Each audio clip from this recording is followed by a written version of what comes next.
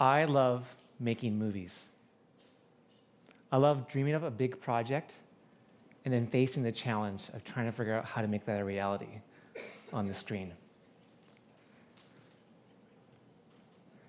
This here is a still from a recent movie that I made. It's an electronic dance music video called Double Cat, featuring two giant cats having a dance battle in a growing metropolis. I produced and directed this movie, and also starred in the role of both of the cats.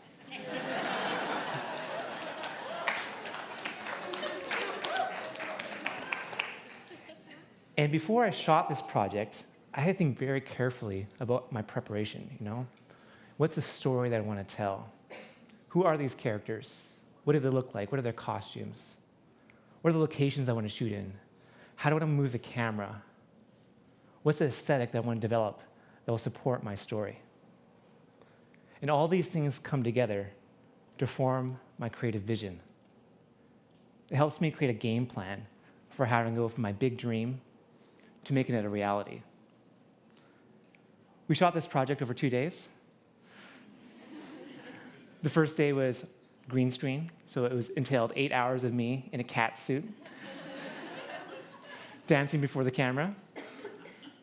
The second day, we moved between 5 locations. So this here is a scene where the black cat steps out of the river, climbs through the prickles before emerging into the big city. And when you cram this much action into 2 days, you invite a large possibility that things are going to go wrong. Things will not go according to plan. But because I had prepared so much about how I was going to create this project, I had this clear vision. I was able to adjust very quickly. I could make very astute, creative decisions. I could communicate very clearly with my team. I was always in control, no matter what happened. And for the longest time, this was my identity as an artist. I'm an artist with big ideas. I'm able to execute them efficiently because I have this very clear vision of where I want to go. And I think that's true for a lot of us here, that we want to have big goals, that we want to be driven, that we want to be accomplished. These are all really great things. And for the longest time, this was driving my art practice. But then I met someone who turned this upside down, who showed me that efficiency isn't everything. That sometimes to get to our best ideas, we have to let go of control, to let ourselves wander into the unknown, to allow things to change, and discover a sense of play. This person is a good friend of mine. His name is Marty. Marty's a dog. He wears a bow tie. He's also a character in a puppet show that I have been developing and presenting for the past 5 years. And what Marty has let me understand was that letting go of control is okay. Letting go of control for me has meant giving myself permission to play. Letting go of control has been the secret to bringing puppets to life. Letting go of control has fundamentally changed who I am as an artist. I first got involved with puppetry, stumbled into this new world when my friend Brian invited me to work on a new project. The idea is that we would enact a small-scale puppet show on stage. As a filmmaker, I'd be on stage with my camera, capturing all the action. A feed from my camera would connect to a projector and shoot an image on the screen above us, live, simultaneously in front of an audience. So you can see from this picture here, we have a shadow screen on stage, and we've turned it completely around so the backside faces the audience. So you, as the audience, can see the puppeteer reaching down, grabbing the next puppet, and manipulating it on the screen. This is my friend Brian here. He's taking the time machine and is just about to crash into the nose of Sphinx in ancient Egypt. I'm on the other side of the screen with my video camera, and I'm capturing the final image. And you can see this if you look up to the screen above. So one way we like to think about this is that we're making a movie in front of an audience. The stage here becomes the set, and the final film is what you can see on the screen above.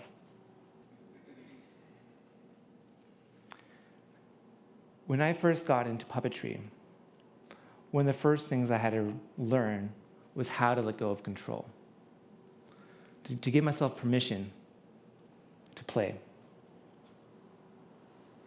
When Brian told me about this idea, we started to write a script, we made some puppets, and I got really excited. I could see, yeah, I know exactly how this is going to work. I know how I'm going to direct the puppets, I know how I'm going to move the camera, I know the sets that we're going to need. And so I came in the studio, grabbed my camera, and I was ready to go. But then I looked over at my friend Brian, and he was in a completely different space. Instead of working on the end product, he was just taking his time to explore.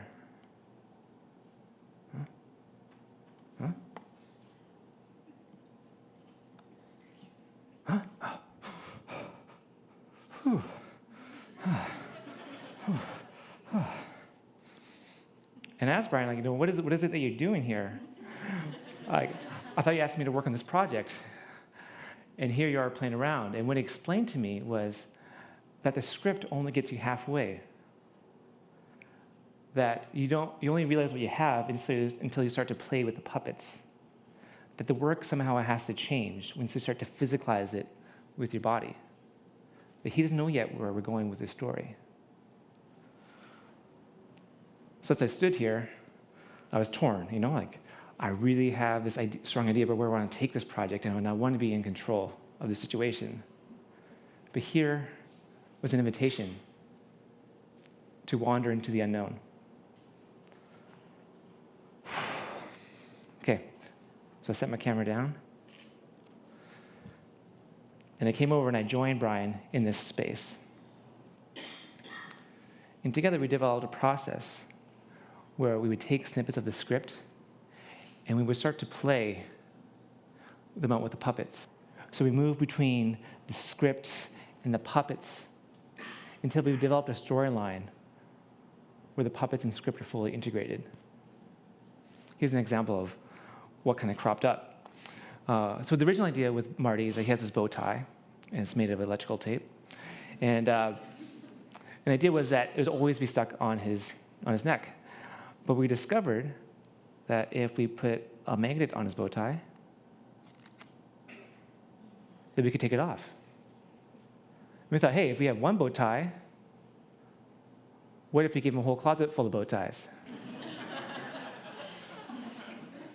Then he could reach in, choose a new bow tie that looked exactly the same, and put it back on. And this moment we were just totally in love with it. Oh my gosh, that's so perfect. Marty wants to be a human, and so he has this whole closet, and it just, all of a sudden, it was like this explosion of character and ideas, and something we had never really anticipated. The other thing that I really liked about this was that the idea seemed to come out of nowhere. And this idea seemed to just drop from the sky. It was almost like a type of magic that was happening in the studio.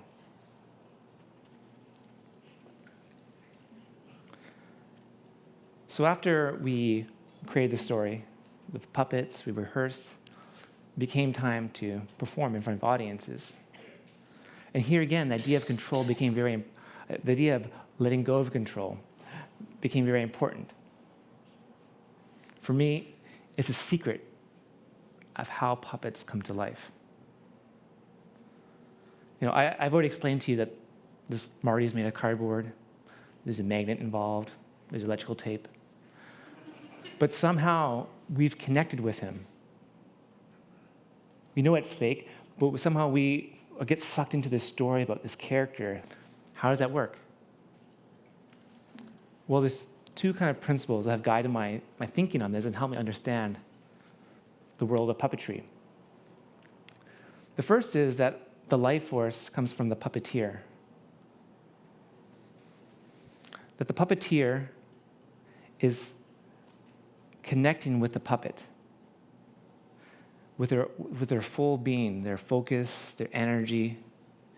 And not only that, by connecting with the puppet, they're reaching out and grabbing a hold of the audience, pulling them back into the story. The second idea is that the work of the puppeteer is always about discovery. One of my favorite pieces about performing is a moment right before we get on the stage. The puppeteers and I, we all gather back and we get all excited. Like, okay, it's a full house. Okay, they're all sitting in there. They look excited. Okay, calm down. Remember to have fun. Remember, connect with the audience. Don't forget to play.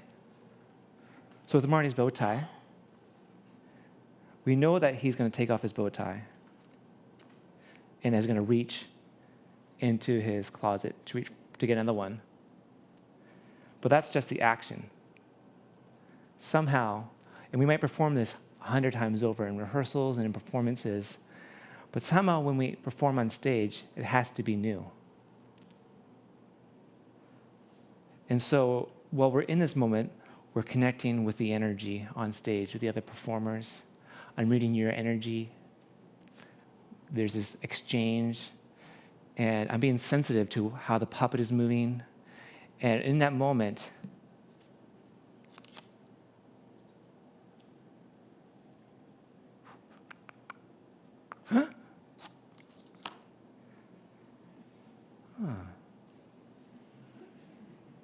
it's as if it's for the first time. That's the magic that's happening here. And so in any given performance, we don't know what's going to happen.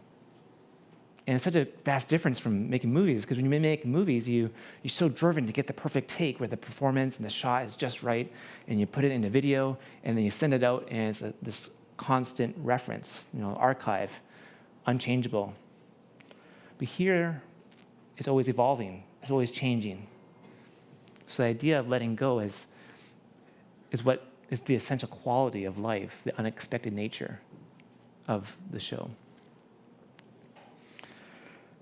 So after we did a few local shows, we began to take our show on the road. And now I was touring with a sci-fi cardboard puppet show.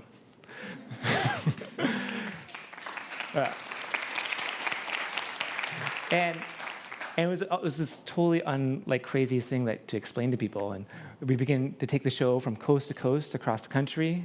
We performed way up north, and we also performed at the National Arts Centre in the capital. And as we began to do more and more of these performances, the stuff that I learned about puppetry started to infect how I was performing with the camera. As I mentioned earlier, in this show, I'm mostly performing with the camera, a live camera on stage. So this picture is, you can see here, I'm right in front of the puppets and I'm capturing all the action. Going back to the film set, I'm so used to driving hard to get that perfect shot, that performance, locking that in, moving on to the next shot, taking all those shots at the end of the day and editing it in the privacy of my laptop, maybe putting it up online, maybe send it to a theater, with a total disconnect from the audience. But here, I'm vulnerable in front of an audience with my camera.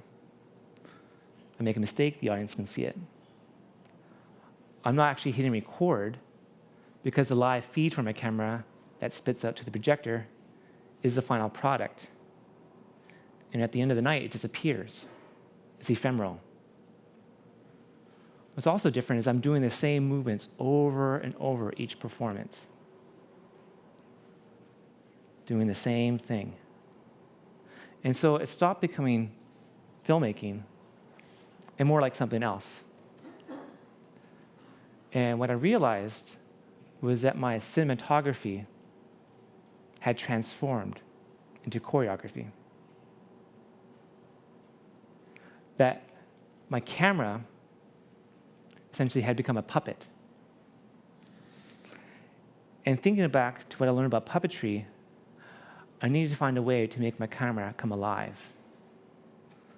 And that secret was embracing the unknown, letting go of control, finding a way to connect myself with my camera and reaching out to the audience, to pull them into the story. And not only that each time I'm moving my camera, even though I know where it's going to go, there's always an element of discovery. Letting go of control has allowed me to give myself permission to play. It has helped me find the secret to bringing puppets to life. Letting go of control has fundamentally changed me as an artist. And I think, in our day-to-day lives, being goal-driven, trying to be accomplished, those are all really important things. But at some point, we need to realize that it's okay to give up that control. That sometimes to get our best ideas, we need to let ourselves wander into the unknown. Allow ourselves to discover something new. That discovery not only opens up a whole new world to us,